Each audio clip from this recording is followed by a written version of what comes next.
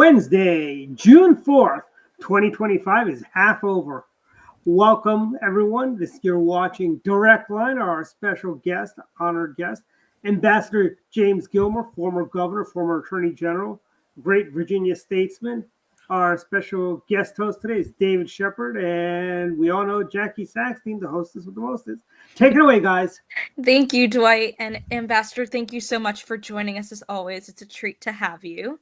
Happy to be here. So we've seen a lot going on internationally over the past, since the last time we've spoken, but I think the most recent we've seen is, I would say, probably an escalation or at least a change in dynamic in the war between Russia and Ukraine. So we had the Ukraine attacking Russia, taking out, I believe it's a bunch of airplanes. And you had Trump calling Putin today, and Putin basically saying, well, I'm going to retaliate. Like, that's non-negotiable. So where do you see things going from here? Well, I've got a lot of thoughts. So just a couple of small thoughts first, and that is Putin and Trump talking. I can't think any reason why the president should rebroadcast anything that Putin says. Putin can speak for himself. He doesn't need to have his views legitimated by the president, in my view. So I would just, urge and counsel the president to be thoughtful about his role in all of this, because the Russians very much want him to play a role in all of this and not a constructive role. That's what they're trying to get him to do. Small things. So number one, take note of the fact that Putin is not threatening nuclear response. So everybody's all excited about that. This attack has occurred. It's major. It's on strategic assets, which it is. And now the Russians are going to respond with a nuclear weapon. There's no talk of that, even with President Trump. So I think that's, one step forward. And the second is they say they're going to respond, but I don't think he told President Trump they're going to respond against the Americans. And there has been some panicky, pearl clutching ideas that somehow the Russians were going to attribute the attacks to the United States and therefore attack the United States, maybe with nuclear weapons. So the report we've got out of President Trump, or at least out of that phone call, is none of that's true. He's not going to attack the United States. He's not going to use nuclear weapon against Ukraine. He'll do something awful, probably attack civilians again in a much larger way. And that's, of course, a continuing war crime. But yes. That's my original thought, Jackie, about that. I would, and I'll stop talking here in a minute and let you all ask me questions. But I think you have to keep in mind the big picture here, and I've been doing that ever since I left Vienna as United States ambassador to the OSCE. You have to keep in mind the big picture here and what's at stake.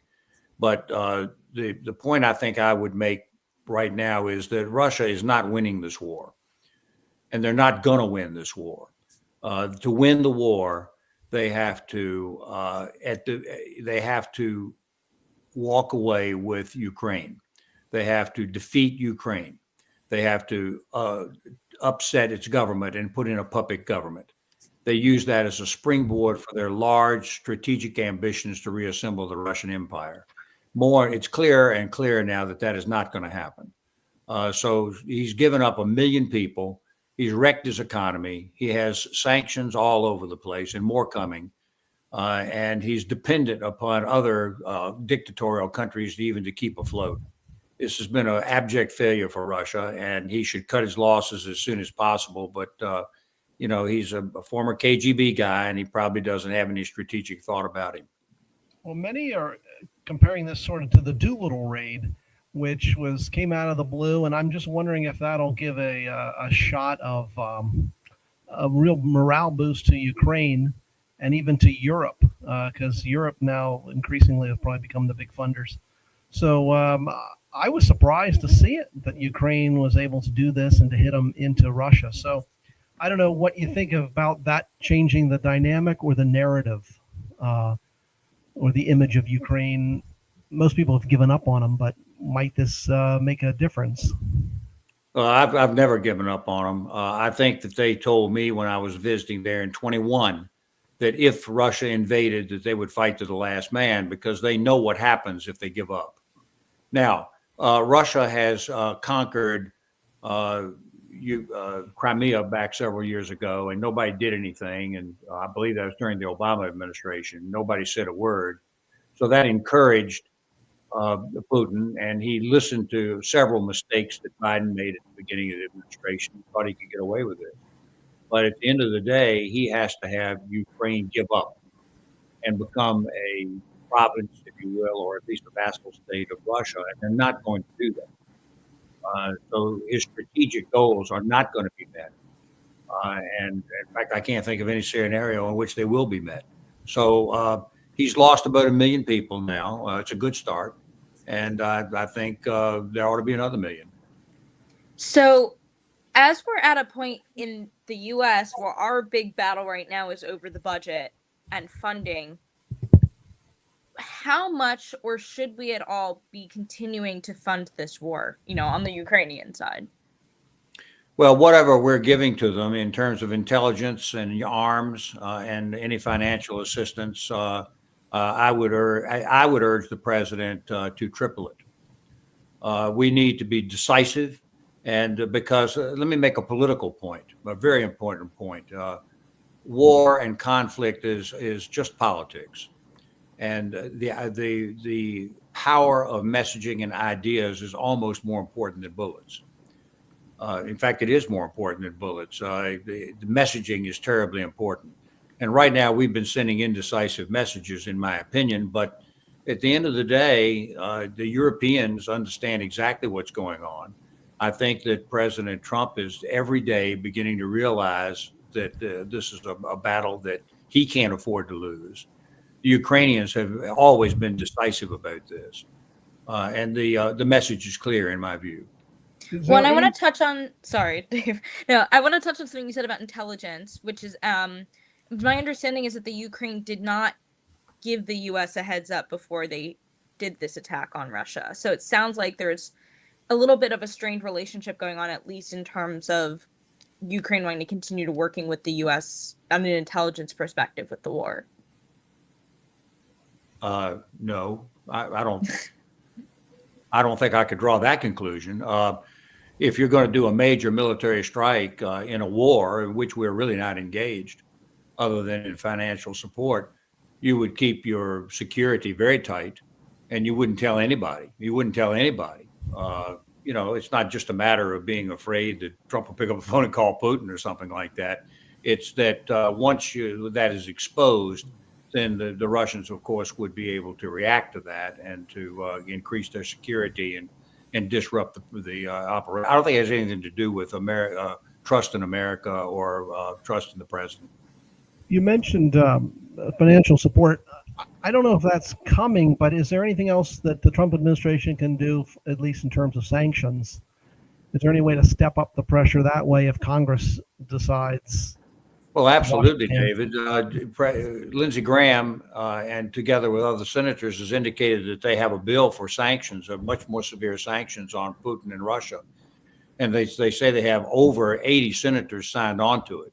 So it's going to pass the Senate. And so then at that point, if the House of Representatives keeps their head screwed on right, I think that this thing will become law. And that's very, very helpful because it would be a statement. Not only would it be a material sanction, but it will also be a decisive statement to everybody in the world that the U.S. is not running away from this. And I think that that ought to be done. I think that the military support that we've been giving them is just fine, and the Europeans are stepping it up. And frankly, the Ukrainians are being more self-sufficient every day. So there's all of that. But I repeat, messaging is important. Political statements are important. What we say is the right thing becomes the right thing. And I believe that we should be sending a strong international message that we're not going to allow Putin to become the Hitler of the 21st century. He's not going to be permitted to conquer another country. He's not going to be permitted to just willy-nilly conquer other countries in his peripheral. He's now threatening, of course, the Baltics, as we know, and that was very predictable.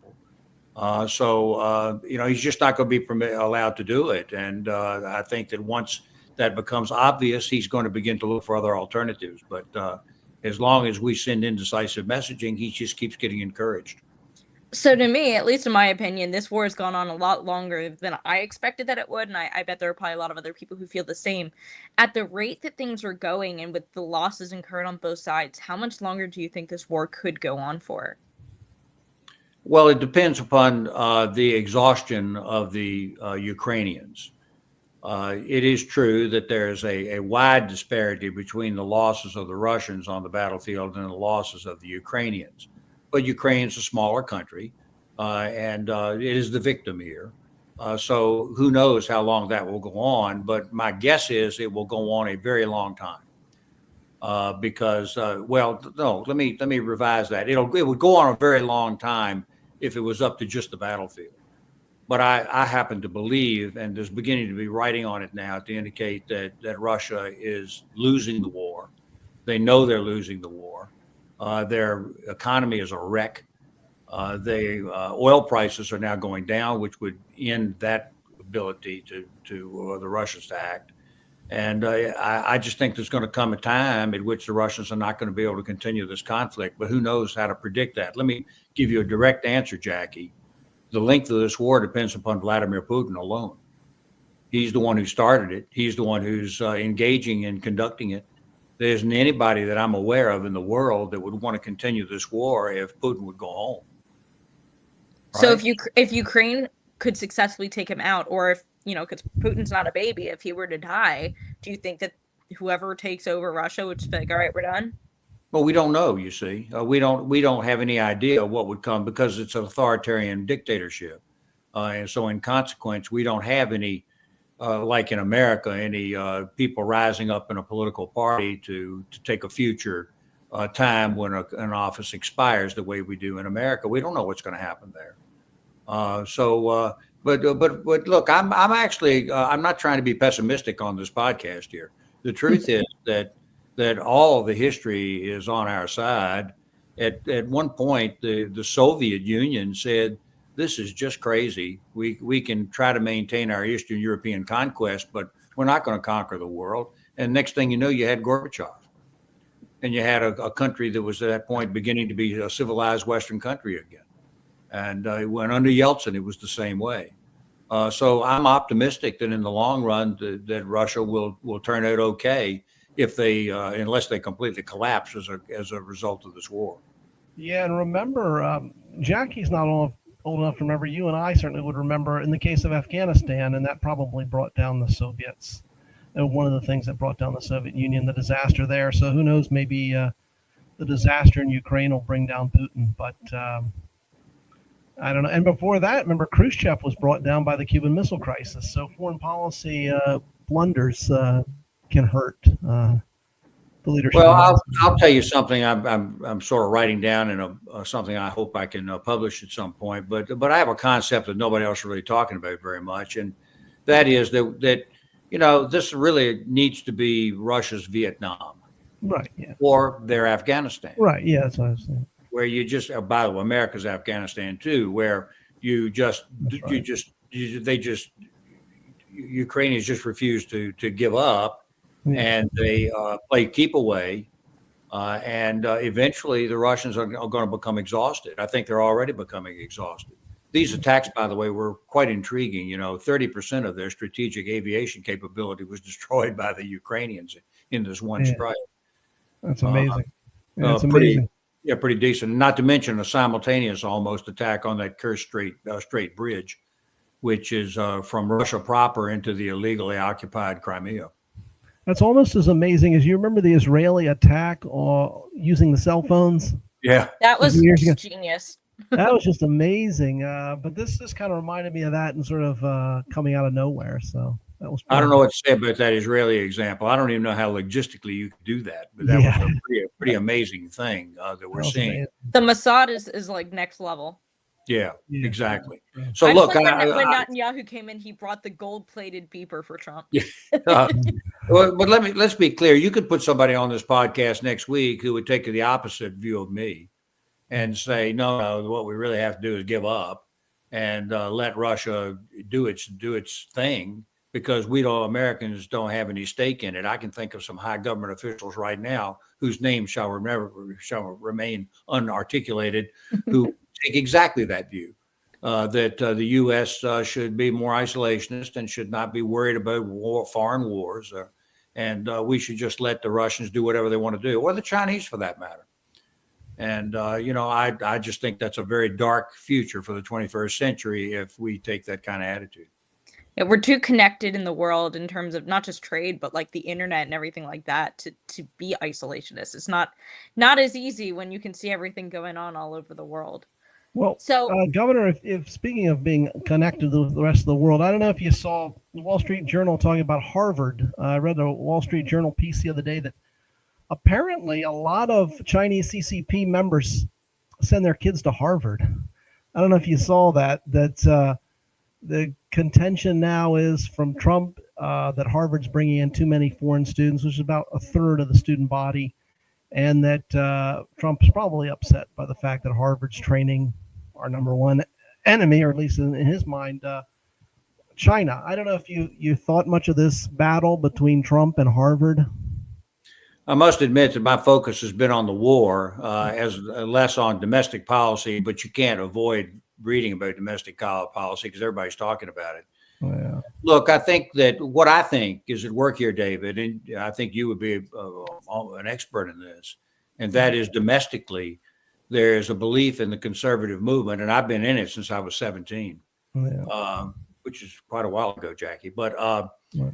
The conservative movement has always believed that the levers of control of the United States society are in the hands of the left wing. Yeah. And I happen to actually agree with that. I think that it's been changing over time, but Trump's election and his domestic policies intended to confront all that. And the intellectual foundation for the far left in this country are the colleges and universities. So I believe he's attacking that because he wants a societal structural change in the United States. Now, I'm not sure that everything that he's doing is right, frankly, but that's what I think is going on. So I believe, David, that it's a social conflict that's underway here. Yeah. Particularly when the fact that they're so woke in the colleges, it's now become standard that we're going to have preferences based upon race or gender, and that's going to be the new age for the 21st century, contrary to Martin Luther King, I might add.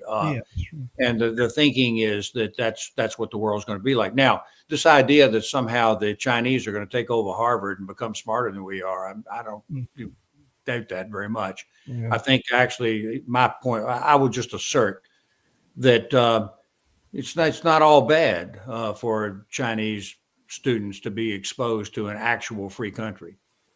well, I think my bigger concern with Chinese students in America is less that. And if you look at a lot of these Confucius Institutes across different campuses, and there were a lot of Chinese exchange students when I was at GW too, what you're seeing is a lot of these students are actually being sent in by the CCP to collect information from these universities and send them back, like, student information, data, medical records, things like that. And I think that's the bigger concern to be worried about, not just, oh my God, these Chinese kids are getting a Western education. Well, I think you just have to be precise in your thinking about this. What really do these students have access to, really? And I don't know if they're actually in a position to conduct serious espionage against the United States by their presence here in the colleges. I think you ought to make that case. Not you. I think one ought to make that case. And I doubt it. I think that in a way that, I guess maybe, well, they're not going to have access to any classified information. They can't have that. They shouldn't, but there's always ways. If they get jobs, working in the university system, like a lot of students will take jobs on campus to help pay tuition or whatever it is. And that could grant them access to places they might not ordinarily get to go. Well, probably not classified information. Yeah. I went through all that process myself, and that stuff is exceedingly careful. And I think if my father were in the Chinese Communist Party, I don't think I'd have gotten the clearance. Anyway, look, I don't know if someone wants to make a case that the influx of Chinese students into the university system is undermining the national security of the United States. I am in favor of the national security of the United States. I stand foursquare and have devoted much of my life to the safety and preservation of the United States. And Well, my position, by the way, on Ukraine, Jackie, is because I want to be safe and secure for the United States, not just Ukraine. I mean, not Ukraine. Ukraine's is not my concern. The United States is my concern. Absolutely. So I want to tap a little bit into your AG, your lawyer mind. With everything going on, the other thing going on so much is this battle between the Trump administration and federal judges. And like there was a couple more judgments today that were stopping Trump from doing what he wants to do. In some ways, some of the things are coming out like really we're seeing a lot of overreach from these judges, right? And it almost seems, I was thinking about this as a metaphor right before we got on the call, of it almost seems like the administration and these judges are like two bickering kids, and they're just going up to like their parents, the Supreme Court, saying, make a decision here, you need to pick who wins this argument. But it just seems to be this endless back and forth of judges intervening in political ways when they shouldn't be. Look, I'll start with a concern that you might share, and that is the rising public debate that suggests that the courts are partisan, that the courts are political, and that they are going to decide cases based upon partisan politics or even left-wing versus right-wing politics. If that takes seat in the United States, then our democracy is over. Because at that point, nobody would trust the courts, nobody would believe the courts, and they would lose their capacity within the constitutional system to decide what the law is. Who then would decide what the law is? Who? I know who. You do too. If the courts are not there, and the Congress is supine, which I believe that it more or less is today, what do you got left? And the answer is the presidency. So when Jasmine Crockett becomes president of the United States, God forbid, a very real possibility, then she then would be in a position to disregard the courts and to act unconstitutionally. That ain't the way we conduct things in America. Now, as a lawyer, you asked me as a lawyer, I'll give you my thoughts, and that is that my experience, and maybe I'm naive. Okay, Jackie, you can educate me about this, but my experience is that judges who become judges, they're subject to the law above all things. They're subject to judicial and legal ethics. And above all things, they have to write their opinions down, and they have to announce them. When I was in law school and I was being taught constitutional law by the way, J. Harvey Wilkinson, who told me, these judges aren't going to do stupid crap, because if they do, the next 15 generations of law students are going to be reading those cases and saying, boy, that was stupid. So they don't want to do that. They don't want to write down this kind of stuff that's just unsustainable in the law. So at the end of the day, I'm just going to make this statement. We'll go on. The United States of America is a country of laws. When I was at OSCE, one of the principal functions we had was to try to foster and encourage the regime of laws in all those countries in Europe, including the former Soviet countries. The rule of law is the only thing that keeps America or any other country free.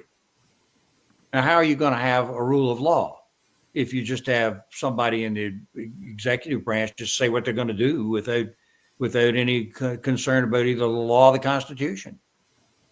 Yeah, and I mean, I think ultimately, but the courts have made bad decisions. Ultimately, it looks like most of them are overturned.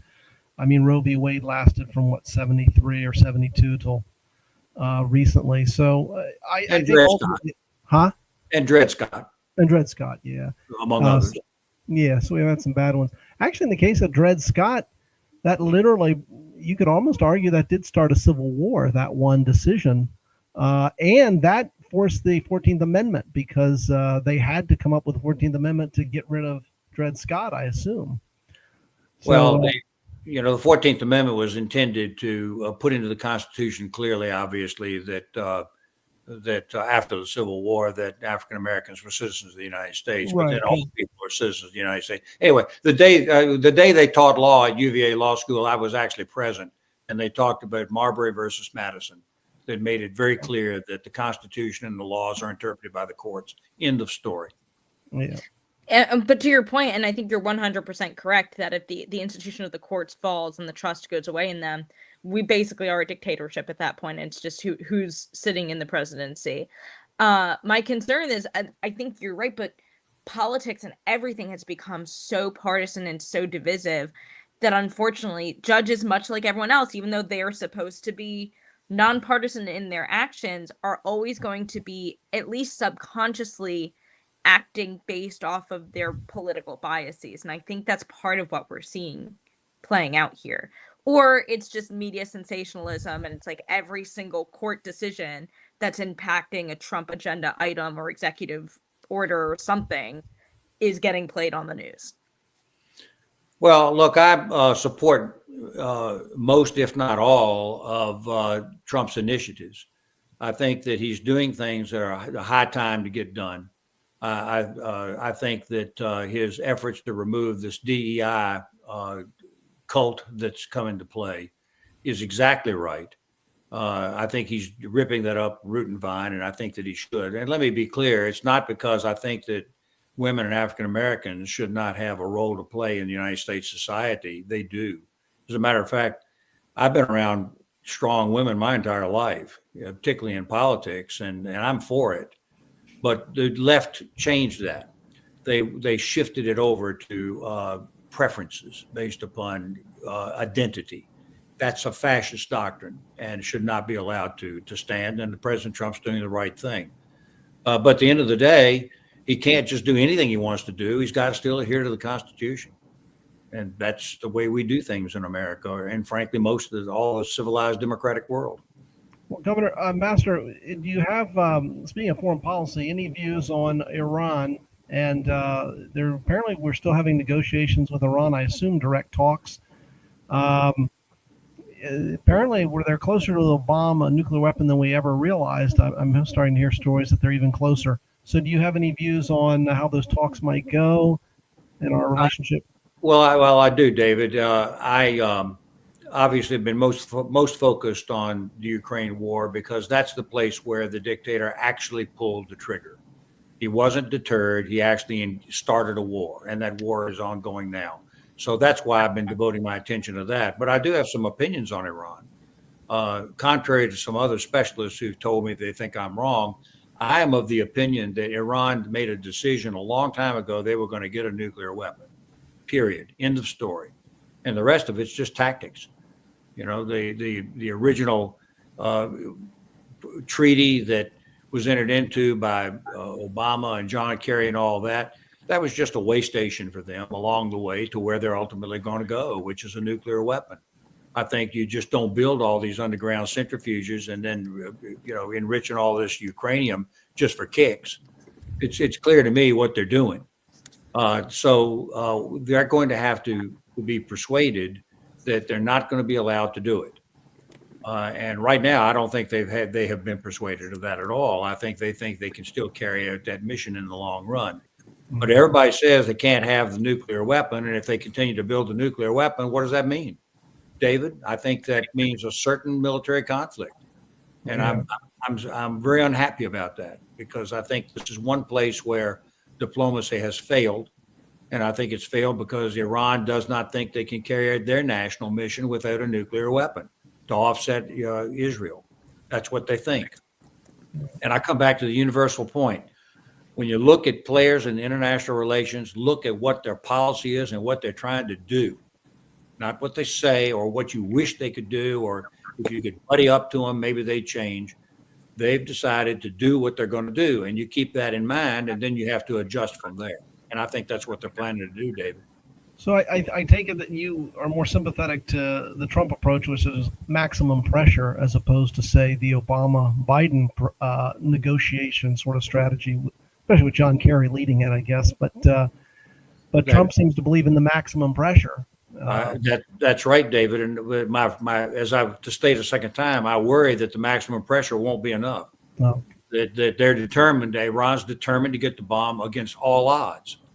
which means that the maximum pressure isn't going to work. Deterrence isn't going to work. And what do you got left? I'm really worried about that because I think that's a problem coming. Russia is already there. Iran's coming. And of course, we know about all the bad actions going on in the Pacific. So I really worry that we're in the Third World War already. And I often say, well, thank God it's not a shooting war yet, except that it is. Yeah, and that looming threat of mutually assured destruction, we don't know if that's going to be enough anymore. Although I personally am of the opinion that the World War III will be fought predominantly over cyber and less through guns. Things like what China has experimented with tampering with water supply systems in the United States and getting just enough chemicals in the water supply to poison the population, things like that. Cyber warfare, I think, is going to become a huge part of, or also biological warfare if we consider COVID, things like that. I think those are going to be the things that are more prominent in World War III, if and when that ever happens, than just your traditional warfare tactics. Well, I think you're absolutely right that will be a part of it. But, at the end of the day, national policy has to be the result of force. And that's part of force, to be sure. That's part of a hybrid warfare that is perfectly capable. I point out that messaging is very important. And right now, the opposition is doing a good job on messaging as to what they think is right and wrong. So I want to take our last 10 minutes, and this is for both of you guys to play with what I think is like the ultimate catch-22 situation in politics. It's in U.S. politics. It's been going on a long time as we're going through this whole budgetary debate and process. Republicans are consistently talking about we need to cut spending, we need to get the deficit down. It's just going to keep going up and up and up. Every single elected official, and I would argue a vast majority of Americans who are paying attention, know that the only way that we're ever going to be able to cut the deficit down is by changing entitlements. Medicaid, Social Security, Medicare are going to have to change for anything to be done. But doing anything with entitlements is basically a guarantee that you're not going to get reelected. Do you think that we're actually going to get to a point where Congress is going to come together and say, it's time, we need to do this? Or are they just going to wait until it blows up and they don't have a choice? In which case, it's more of a cleanup job than anything else. Because I personally don't think that I will ever see a Social Security check. And I would have opted out at birth if I was given the option. Well, you probably will see a Social Security check. The question is, what will it be worth? So that's part of the problem. I think that there needs to be a lot more discussion about the national debt than there is being. The current bill, for example, there's a lot of, I haven't studied the bill closely, honestly, but the criticism of the bill is it's going to increase the deficit. And so the people that are putting forward are basically communicating, well, we don't care. That's okay. As long as the United States controls its own money, it can always write the check. The question is, it's going to create inflation, and then what's that check going to be worth in the very long run? I'm pretty worried about it. I would like to, I just cried out for more discussion because I think more public debate might bring us to a better conclusion than where we are now. I happen to be an old school guy. I believe that debt is real. As long as we continue to pay the debt holders all this money, it's money that you can't use on other things, and that's traditional conservative thinking. And I'm on that train. The left has never agreed with that. They think you just write the check, don't worry about it. Well, and I think we can, if we have to. Go ahead. Well, I was just going to say, Jackie, I think makes a good point, and that is that it's great that we're cutting a lot of the waste out of the bureaucracy, and I'm all in favor of that. Believe me, I am. But a lot of it is, or most all of it really is going to be the entitlement situation. We've got to try to come together, I think, on that, like Reagan did. Remember in the 80s where they saved Social Security? Reagan and Tip O'Neill made a deal there to keep it going for a bit longer. I think those were the days when people believed that the debt was a problem. Yeah. I mean, Reagan and Tip O'Neill, everybody kind of played by the same rules. They all understood that the debt was a problem. I'm not sure people today agree that the debt is a problem at all. That's true, because don't they have this crazy left-wing theory? It was called monetary something. They have some theory that you can just keep spending money. Modern monetary theory. There's a book by Stephanie Kelton called The Okay. Deficit Myth, which I have read cover to cover, All right. and it's Yeah. it's pretty bad, Well, it's good you've read that book. I don't know that much about that theory, but it basically says that we can just keep printing it. That's the theory. But you We know, can I But- was, because we can just go ahead. I'm sorry. no, Jackie. Yeah. No, I mean, but then you look at also if you put the amount of the debt to the side and you look back at the things that are causing it, the population of the United States is getting older and older and is not repopulating at a rate even close enough to make up for it. And we're living longer as a population. So like it's literally unsustainable, at least in terms of Medicare and Social Security. I think it's within less than 10 years, they're not going to have a choice but to do something. Whether that something is raising the age for retirement or for Medicare benefits or for Social Security, I don't know what it is, but it's not sustainable. I agree with you. I agree with you, Jackie. I agree with you. And I think that it's going to be I'll tell you a quick story in the couple of minutes that we've got left. When I was the governor, I looked at the budget and there were things I wanted to do. I wanted to cut the car tax. I wanted to build roads. I wanted to improve education. I wanted to do those things. And I couldn't pay for it. And I looked at the budget and I said, what is this giant sum of money here that's in the budget? And they said, it's Medicaid. And I said, well, we got to cut that. It's just too big. And they said, you can't. It's federally imposed. Yeah. Now, I mean, so I'm agreeing with your point, Jackie. I mean, there's going to come a time at which it's going to eat up everything else. Well, I think it's going to be interesting to see when that time comes, because I do think it's just they're going to let the ticking time bomb go until it explodes. I think it's going to be interesting to see who ends up coming out as the hero of that story, because someone's going to have to come out the hero. Or are they going to wait until it's just close to exploding and then everyone in Congress and whoever's in the White House at the time just comes together and makes this decision of, okay, we're all going to risk not getting reelected, or maybe we'll have term limits at the time, I don't know, and we're just going to do what needs to be done. Because they all know it needs to be done. They just don't want to do it. Maybe President Gilmore will do Hey, Yeah. I could get behind that. it.